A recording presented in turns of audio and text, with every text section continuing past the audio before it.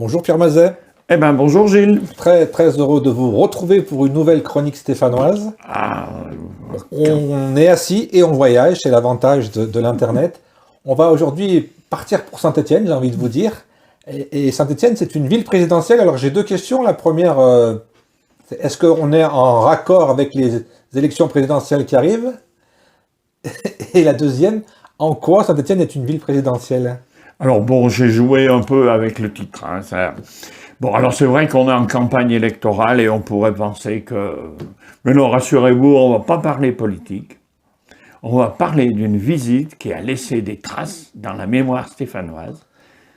C'était celle de Félix Faure, les 29 et 30 mai 1898. Ce qui nous fait à peu près 123 ans. 123 ans. Voilà.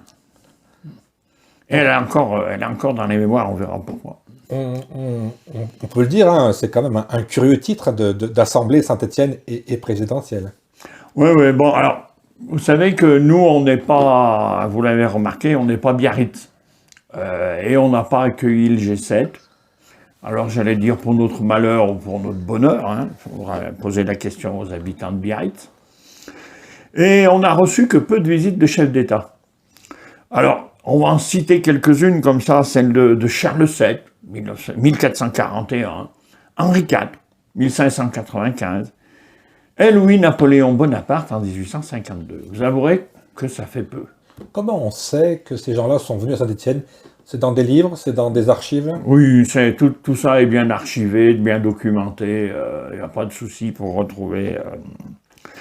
Alors, c'est pas très étonnant, parce que Saint-Étienne n'est pas une grande cité administrative à l'époque. Il faudra attendre 1855 pour qu'elle l'époque, devienne... la capitale de la Loire, c'est Montbrison, non? C'est Montbrison plutôt, qui est, j'allais dire, la ville signifiante un peu dans la Loire. La préfecture, on dit. Voilà. Alors la préfecture, après la Révolution, avant c'était autre chose. Mais bon, voilà.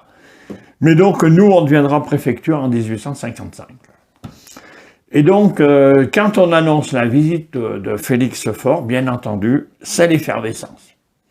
On se dit, on va se faire connaître, on va mettre les petits plats dans les grains, on va recevoir ce monsieur comme un prince. Voilà. À cette époque-là, Saint-Étienne, c'est le textile déjà, c'est déjà l'armement, c'est déjà tout un tas de choses qu'on connaît aujourd'hui? Oui, absolument, tout est en place.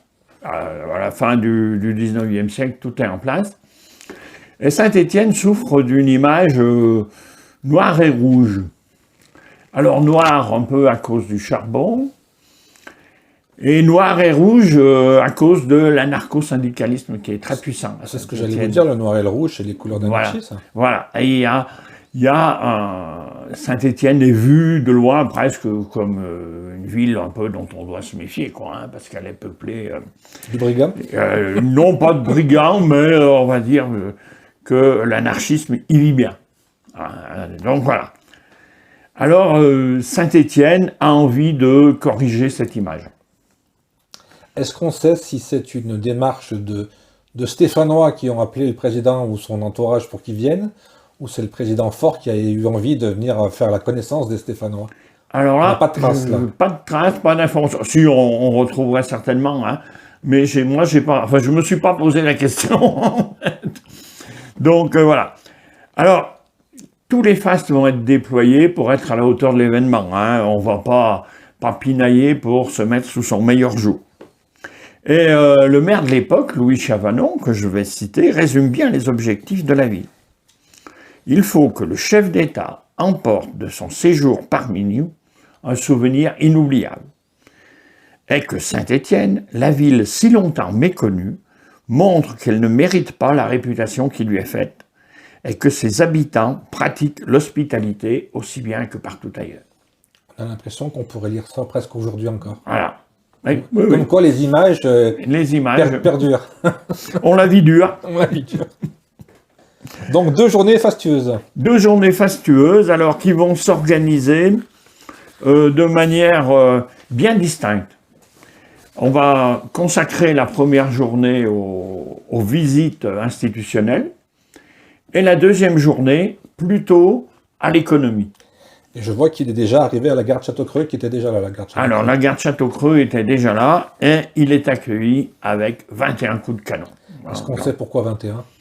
Alors ça, il faut poser la question aux militaires, parce qu'ils tirent toujours 21 coups de canon. Donc, Parce qu'il aurait pu en faire 2 fois 21, ça faisait 42. Oui, ouais, c'est pas faux.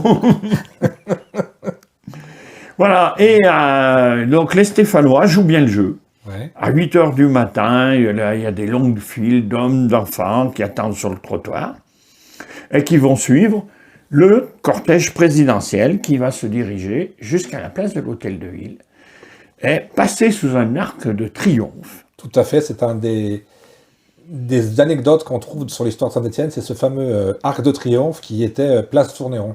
Ouais, et qui était temporaire. Il était temporaire et il avait été érigé par la rubannerie stéphanoise, histoire de se montrer. Alors, il a accueilli un bouquet de fleurs à la main, alors par des plieuses. C'est pas la profession dans la rubannerie. Ce qui provoque un peu de dissension, parce que les ourdisseux se sont sentis délaissés. Enfin bon, voilà. J'ai lu ça aussi. Voilà. Alors donc, la première journée est consacrée aux visites institutionnelles. On a un traditionnel déjeuner à la préfecture. Et l'après-midi, il y a l'inauguration du monument des combattants de 1810, qui est implanté place Jovin-Bouchard, face au musée d'art et d'industrie.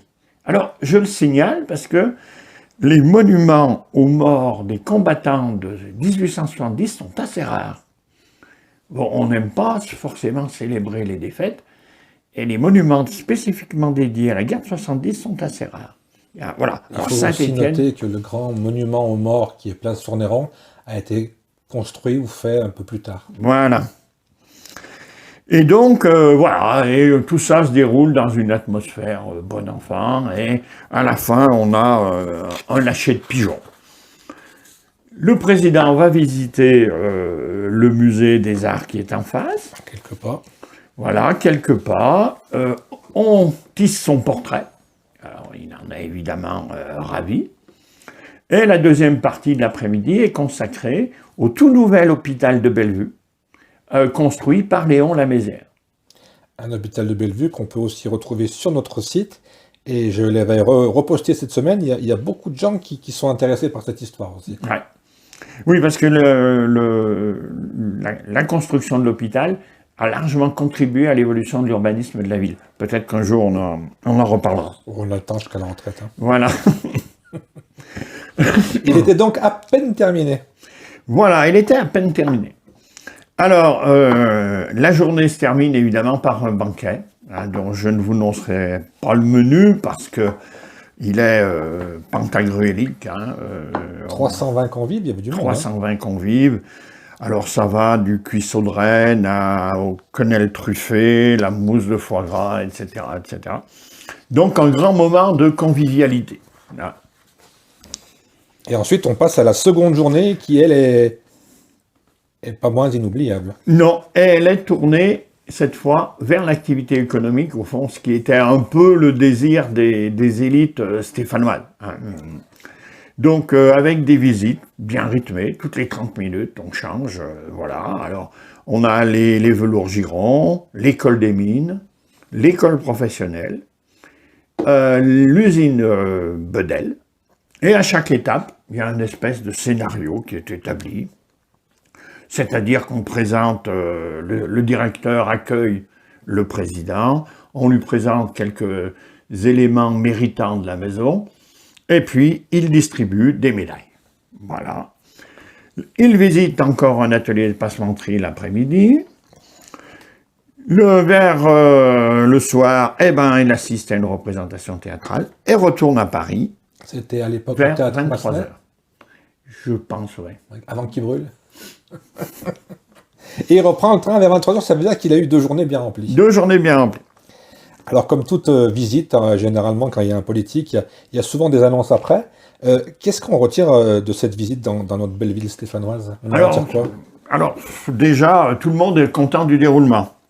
La visite s'est bien passée, ça a été convivial, bon enfant, etc. Il faut dire que Félix Faure est un grand communicateur. On pourrait dire que c'est le Jacques Chirac de l'époque. Il a le goût du contact,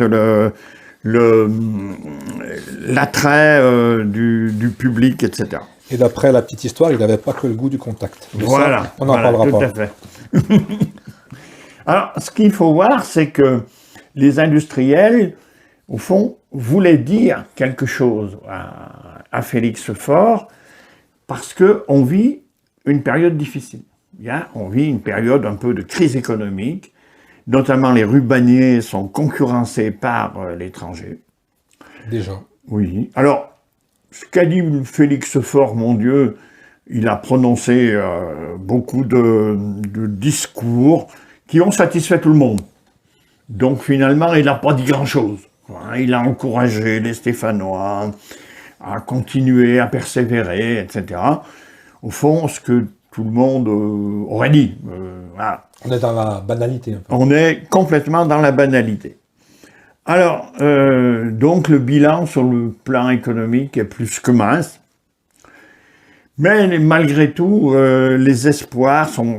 Il y a des espoirs dans cette visite, et c'est Adrien de Montgolfier, le président de la Chambre de commerce de l'époque, qui le prononce en disant que, de retour à Paris, vous direz en pensant à nous, Saint-Étienne mérite toute notre sollicitude. C'est incroyable le parallèle finalement entre un discours de 1898 et un discours allez, on va dire depuis les années 80.